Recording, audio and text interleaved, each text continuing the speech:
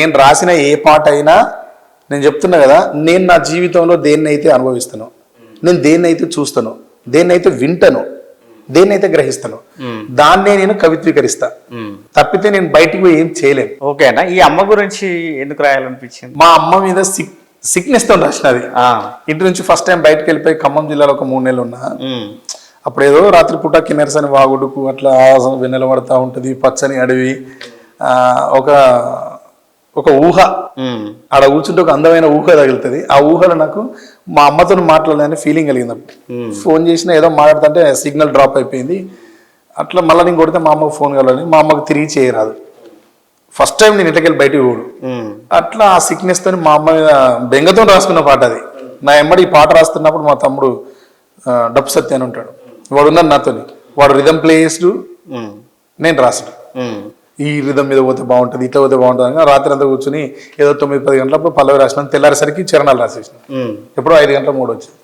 అట్లా మా అమ్మ మీద హోమ్ సిక్ తోని. మా కోసం పల్లవి చరణం. అమ్మ పాడే జోల పాట అమృతాని కన్న తీయనంట, అమ్మ పాడే లాలి పాట తేనెలూరి పారేరులంట, నిండు జాబిలి చూపించి 2 బుగ్గలు గిల్లేసి, నిండు జాబిలి చూపించి గోటితో బుగ్గను గిల్లేసి, ఉగ్గును పట్టి ఊయలలుపే అమ్మలాలనా, ఊపిరి పోసే 100 ఏళ్ల నిండు దీవెనా, కురిసేవాన చినుకులకి నీలి నింగి అమ్మా, మొలిచే పచ్చని పైరులకి నేల తల్లి అమ్మా, వీచే చల్లని గాలులకి పూల కొమ్మ అమ్మా, ప్రకృతి పాడే పాటలకి ఎలకోయిల అమ్మా, సృష్టికి మూలం నమ్మతనం, సృష్టికి మూలం నమ్మతనం, సృష్టించలేనిది అమ్మ గుణం. చాలా బాగుందన్న. అమ్మ పాట మీద చాలా పాటలు రాశారు మీరు. అవును, కానీ నేటి తరానికి కనెక్ట్ అయిన పాట ఇది.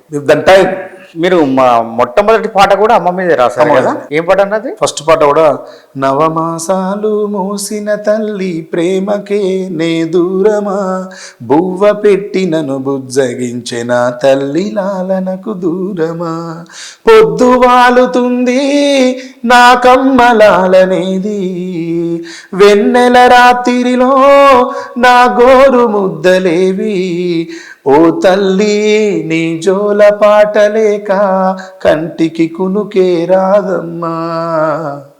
ఇది నా ఫస్ట్ పాట. సరే అంటే ఇప్పుడు ఈ విప్లవ నేపథ్యం ఇవన్నీ పక్కన పెడితే, బతుకమ్మ పాటలకు మిట్టపల్లి సురేందర్ పెట్టింది పేరు.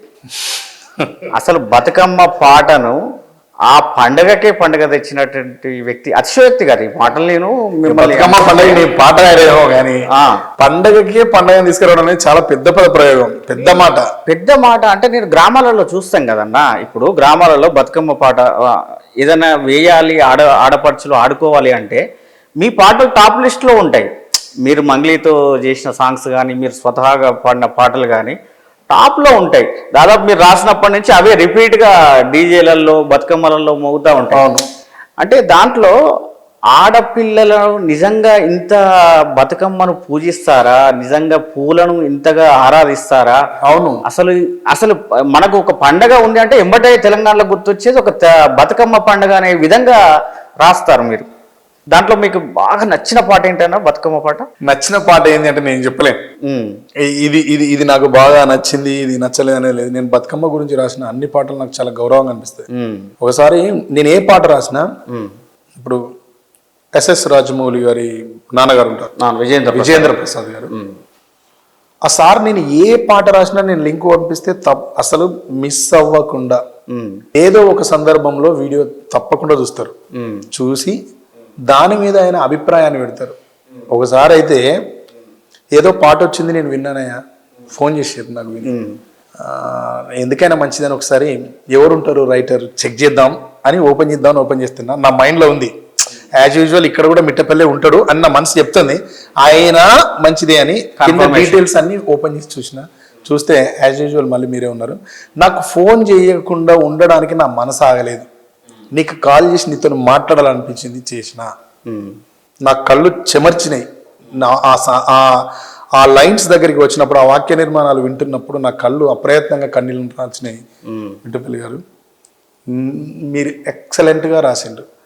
తల్లి గురించి, చెల్లె గురించి, మాతృభూమి గురించి నాకు తెలిసి తెలంగాణలో చెప్పినట్టు ఇంకా ఏ ప్రాంతంలో కూడా ఇంత గొప్పగా వర్ణించలేరు అని ఆయన నేను రాసిన మాటలు నేను నాకు కూడా అప్పుడు అనిపించింది, మామూలు ఇంత బాగా రాసింది రాశారు కదా. పువ్వులనే పూజించే పండగ మనది అంటే నాది కదా. మీకు కూడా తెలియదు ఈ పాట, బట్ ఆయన వింటారు. ఆయన అందుకే నేను అన్నది వేరే సాంగ్, లేదు నేను అంటున్నది మీరు వినలేదు ఇది, కానీ ఆయన అన్ని వింటారు. ఆయన అందుకే ఇప్పటికీ భారతదేశంలో అత్యున్నతమైన రచయితల్లో ప్రథమ స్థానంలో ఉన్నారు. వాళ్ళు అన్ని సెర్చ్ చేస్తాను. మనం నచ్చినవి వింటా ఉంటాం, మనది వేరు. మేము కూడా కొన్ని నచ్చినవి వింటా ఉంటాం సినిమా ఇండస్ట్రీ. కానీ ఆయన అన్ని వింటారు. దాన్ని ఆయన నాకు చెప్పిన తర్వాత అనిపించింది, అమ్మ నేను భలే రాసిన అంటే అది నేను ఇన్స్పైర్ అయినా. అది నేను ఎక్కడ ఇన్స్పైర్ అయినా అంటే మా చిన్ననానమ్మ ఉంటుంది ఇంటి పక్కన కనకమ్మ అని, ఆమె బిడ్డకు పెళ్లి చేసి పంపించింది సుమతి అని బిడ్డ. ఆ శ్రీమతి ఆ అత్తమ్మ పేరు. ఆమె వచ్చే టైంకు ఈ నాన్నమ్మ దగ్గర డబ్బులు లేవు, ఆమె బాధపడుతుంది. మా నాన్న విన్నాడు, చూసిండు, ఎందుకు ఇస్తూనే వచ్చినా ఇట్లే మాట్లాడుకుంటారు కదా మన. ఏం లేదురా నాకు చెల్లి వస్తుందిరా, నాకు డబ్బులు లేవు, బట్టలు నారాయణ ఇస్తలేరురా, నేను పాతది కొంత అప్పు పెట్టిన బిడ్డని. మా నాన్న పాత అప్పు ఎంత అంటే ఆ నానమ్మ ఒక లెక్క ఇచ్చిండు. ఈ డబ్బులు కట్టి అప్పు కట్టి ఆ నానమ్మ మళ్ళీ ఒక చీర తీసుకున్నది. ఆ చీర నా అత్తమ్మ కట్టించింది. ఆమెకి ఇంకా 3 బిడ్డలు ఉంటారు.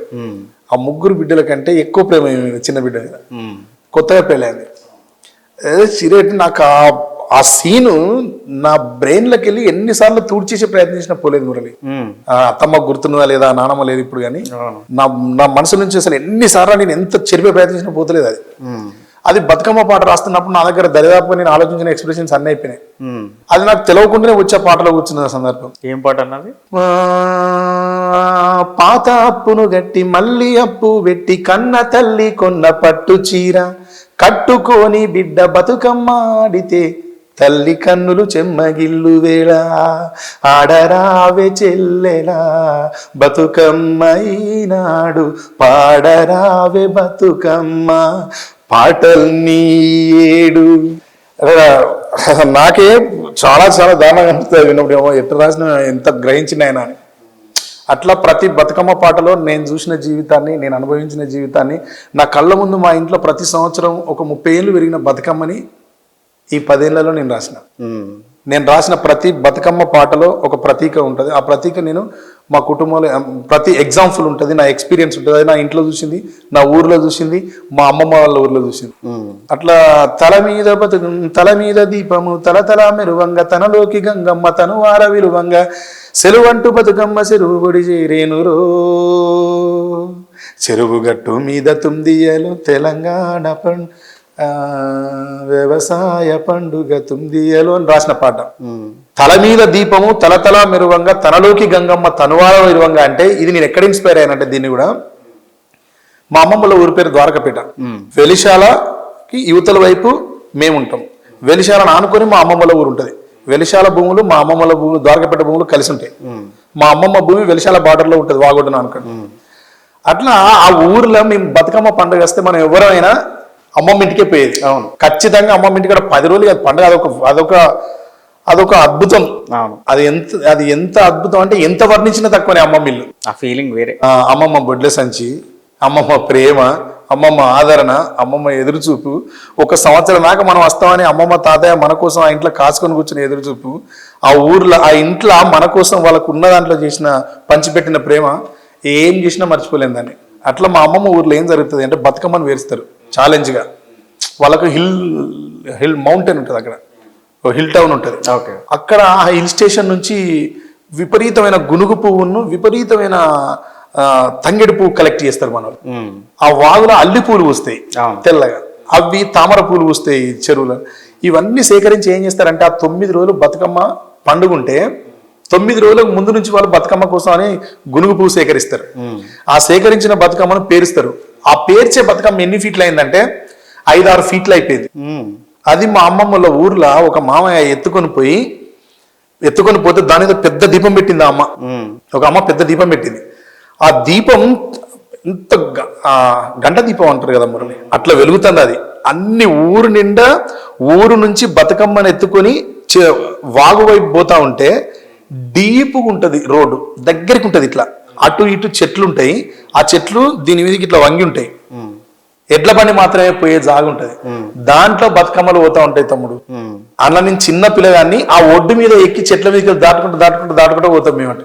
అట్లా పోతున్నప్పుడు చూసిన సీన్ అట్లా నా మైండ్ లో ఇప్పటికి అట్లనే ఉండిపోయింది. దాన్ని ఆ వాగులోకి పోతా ఉంటే ఆ మామయ్య దాన్ని ఎత్తుకొని పోయి ఇట్లా తల మీద పెట్టుకుని స్ట్రైట్ గా నీళ్ళలో పోతా ఉంటే క్రమక్రమంగా ఆయన నడుము కట్టు దగ్గరికి, చను కట్టు దగ్గరికి, మెడ కట్టు దగ్గరికి వచ్చిన తర్వాత కూల్గా నీళ్ళలో ఆయన ఇట్లా కూర్చుంటే బతుకమ్మ తల మీద నుంచి ఇట్లా వదిలేస్తే బతుకమ్మ అట్లా అలల మీద తేలిపోతా ఉంటది.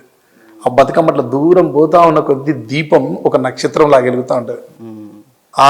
ఆ సీన్ నేను అసలు మర్చిపోలేను. నేను అసలే బలమైన ముద్ర వేసింది. అలాంటి నేను చూసిన వాటినే రాసిన. తల మీద దీపము తల మెరువంగా తనలోకి బతుకమ్మ గంగమ్మ తనువార పిలువంగా సెలువంటూ బతుకమ్మ చెరువు వేడి చేరేను అన్న. వాగుబడి అనాలి, బట్ చెరువులు యూనివర్సల్ అయిద్దని చెరువుకు కన్వర్ట్ చేసి చెప్పిన. అవును, మీరు చెప్పిన నేపథ్యం నుంచి మీరు రాసిన దాంట్లో ఓ పువ్వుల గుమ్మ అనే పాట కనిపిస్తూ ఉంటుంది. ఇక అన్ని పాటలలో ఇది బతుకమ్మ అంటే ఇంతే కదా సబ్జెక్టు, ఏ పాట అయినా అదే ఉంటది. కాకపోతే దాంట్లో కొంచెం వైవిధ్యం చెప్పిన దానికి ఇది దగ్గరగా ఉంది. ఇది పాట ఉంది V6 ఛానల్ కి, TV9 ఛానల్ కి ఇచ్చారు. నేను అంతడుపుల రమక్క, సురేష్ బొబ్బిలి మేము చేసిన పాట అది. ఓ పువ్వుల గుమ్మ అనే కాదు. గున్నా గున్నా గునుగు వనం రెమ్మలు కోసి సింగిడిలో రంగులనే గునుగుకు పూసి చెరువులతో పంట కేలి పువ్వులతో కేలి ఆడిన కేలి వెన్నెలకే కన్నులు చెడే రంగుల కేలి నగరే తగరే తగరే నగరే నగరేనా తగరే నగరే తగరే రేనా అట్లుంటది పాట. అదే బాగుంటది. నాకు ఆ లిరిక్ అంత గుర్తులేదు కానీ ఎక్సలెంట్ పాట. ఆ పాట ఫెయిల్ అయితే సురేష్ బాబులు ఏడ్చిండు. మెయిన్ ఫెయిల్ అవడం కూడా కాదు, రీచ్ అవ్వలే పాట, రాంగ్ టైంలో వదిలినాం. రీచ్ అవ్వలేదని సురేష్ బాబులు ఏడ్చిండు ఒక రోజు. ఆ లిటరేచర్ అంతా విని ఇంతకంటే ఇంకేం రాస్తారన్న బతుకమ్మ గురించి. ఒకవేళ బతుకమ్మకు నోరుంటే, బతుకమ్మ కనుక నోరుండి రూపం ఉండి కనుక ఫిజికల్ గా నడిచగలిగితే కొన్నిసార్లు చెప్పలేమన్నా మనం కూడా పాట ఎందుకు పోతుందో ఎందుకు పోదో అనేది ఏది చెప్పలేం, ఏ పనిని డిసైడ్ చేయలేం. బట్ నాకు తెలిసిన దాంట్లో బతుకమ్మని నేను చూసిన జీవితాన్ని వర్ణించిన.